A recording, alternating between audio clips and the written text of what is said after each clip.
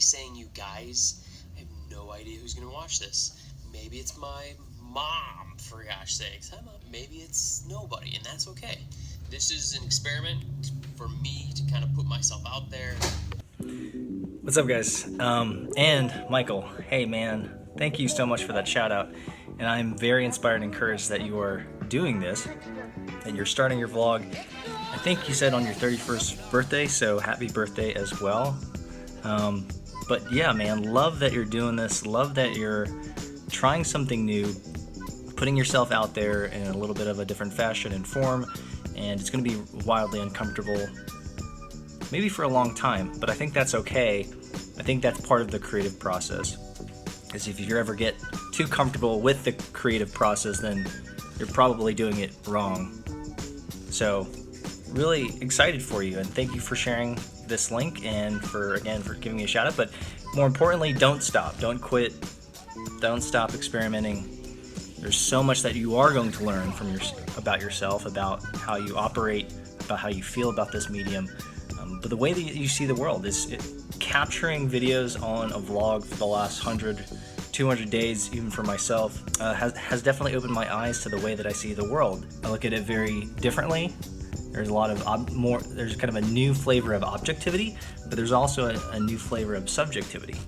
You know, even when I jump on the Caltrain or jump on some mass transpo or walking down Market Street here in San Francisco, I think about the vlog, I think about storytelling, I think about what can I capture that will not only be interesting for the people that are tuning in, but also something that I would like to see if I came back many, many years ago. And even, and as you know, I have kids, so what would be something that the kids would see, and even my grandkids would see, and they'd laugh and have a good time seeing their dad or granddad do, and that's a scary thought. So anyway, Michael, I'm super excited, pumped for you. Thank you so much for doing this, and I'm proud of you. So please, please, please don't stop. Okay, so I've got a very busy day. Today it's Friday. I'm spending most of the time with the family. I've got a field trip that I'll be chaperoning or something, or at least observing this afternoon, and then we've got a little bit of a soccer thing. I'm not sure if I'm going to be doing that. Maybe. My oldest is going to be assistant coach, so looking forward to her helping out. There was one topic that myself and my team have been chatting about all morning, and it was this crazy announcement by IBM that they are reversing course, doing an entire 180 around their distributed remote workforce. In fact, the leadership has gone as far as to say, we're removing that as part of our culture, part of how we operate, and if you want to keep your job, you're going to have to start coming into a physical office. And I think that's really ridiculous, especially considering that IBM was one of the organizations 2 decades ago, 20 years ago, it really began experimenting with remote work and was one of the organizations that pioneered remote employment. And so this is going to do irreparable damage to their organization, I think, in terms of the new class of workers, the new class of employees and staff. And I just can't even imagine what that organization, what is happening within that organization today as that announcement goes public. For all the people who are working remote, they have to be so demoralized. And as a parent, thinking about some of the folks who have created their entire work schedule around being able to be at home with their kids, maybe they're disabled kids, or maybe they're hanging out with their parents because their parents are getting older, and now they have to go into work and they have to reformat their entire schedules and lives just to stay employed at IBM. And I think that's the stupidest thing I've ever heard. And I just think there's a better way of doing work. And I don't know. So we'll see how this plays out. But I have some friends, some colleagues who work at IBM, and I don't think they're freaking out, but I'm sure they're just looking at their team, their leadership, and just saying, what the heck were you thinking?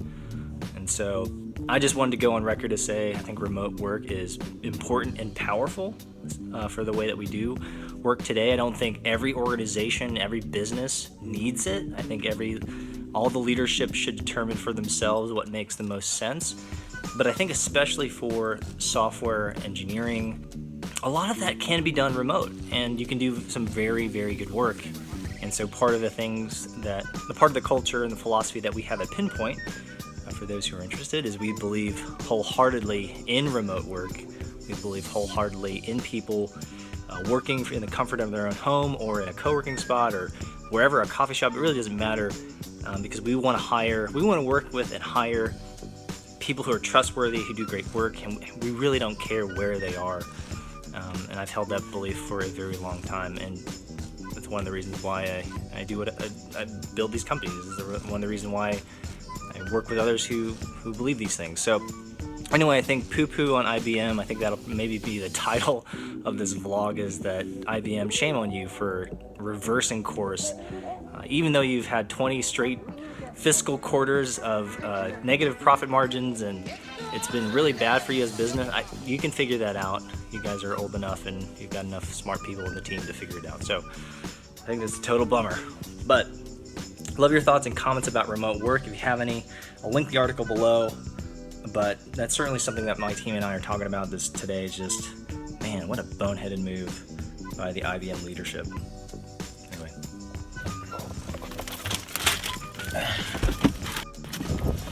Okay.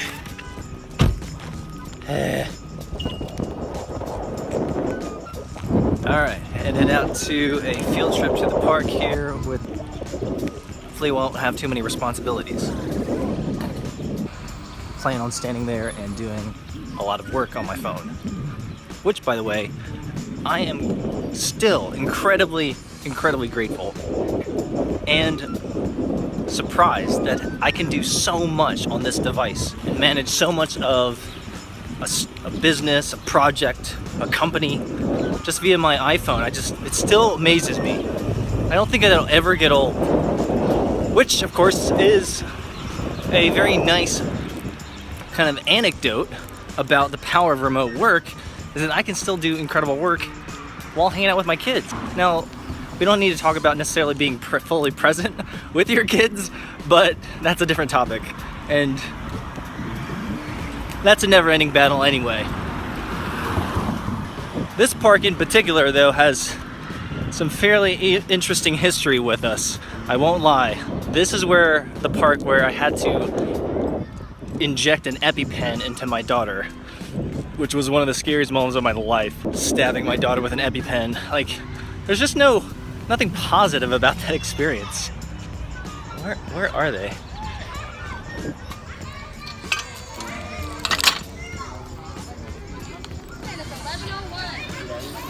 I like your cape.